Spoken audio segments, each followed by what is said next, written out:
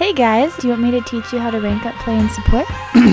Great. Don't worry, I got you. You want to finish this season strong, or you want to get ready for the next one? Alright, use this quick support guide and you'll be well on your way to the higher Euros. I'm gonna go kind of fast, so I'm gonna throw some shit up on the screen and pause whenever you need to. Alright, first thing I'm gonna say, Marvel Rivals doesn't have role queue, which means we can play any role, any team comp we want, but that still means we play the role we choose. We do our job. If we don't like it, we can just pick another role, but we do our role's job so that our team can do their job and we can win this game. And I'm saying this because you're gonna hear a lot of misinformation about how you should be playing the strategist role, mainly from people who just not good at DPS, maybe. Hate to be the one to say it, but anyway, focusing on our job. Coding your job into your brain, that's how you slow down time during your game. Bars. So, what's our job as a strategist, like as a support? To monitor and maintain awareness of our team so that we can heal and assist them without dying. And that's really it. We're keeping the number of people up on our team higher than the enemy team. That means when we gotta choose, we heal first, shoot later. We can still go for elims, but that means healing is always priority, right? The last thing we wanna do is duel, bro. Like, we're not duelists. It's just not worth the risk of your team losing one of its healers. If your team's not already focusing them, then why are you? We're assisting in elims. We're not headhunting. Like, if somebody dies because you're looking for a fight or you're already committed to a fight, that's on you. You wanna rank up, right? And play with and against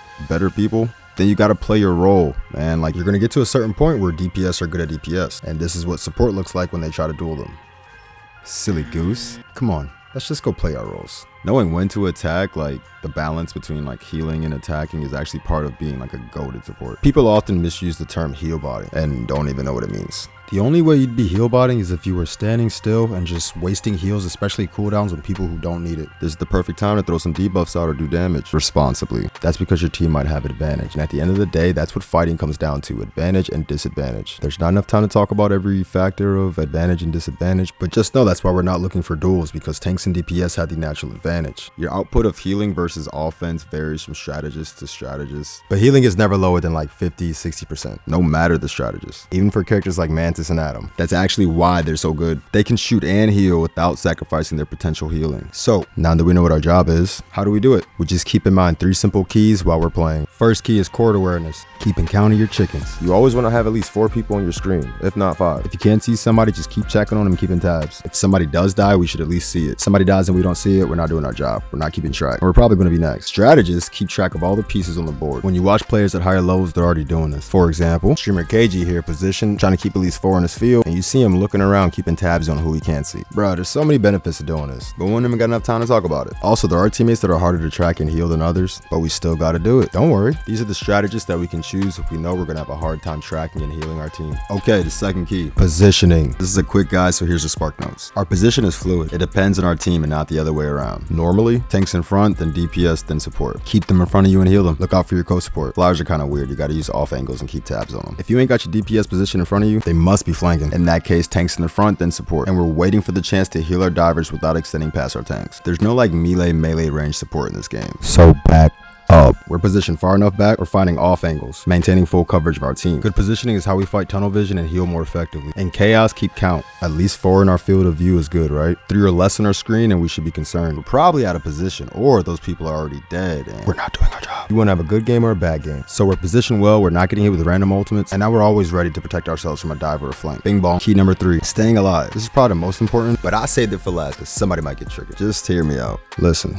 Thinking that it's somebody else's responsibility to keep you up is going to hold you back. I'm gonna keep it funky with you, like you're gonna be butt. Yeah, if our team is good and they want heals, they'll peel. That don't mean if they don't, we just die. Being hunted is just part of playing support, bro. When we accept that, we can prepare for it. So we need to understand the kind of strategies we're picking and what they can do. Those abilities you're spamming into a team fight, you can use those to peel for yourself. You're starting the match, ask yourself, like, what's my team comp? Which strategies will fit best in this team? And what can that strategist do? Whoever you pick, figure out how they break ankles. You wanna get crazy on support, you gotta become an ankle breaker. If an enemy pulls up, what do? We say, hey, no thank you. We ping them. Now watch this.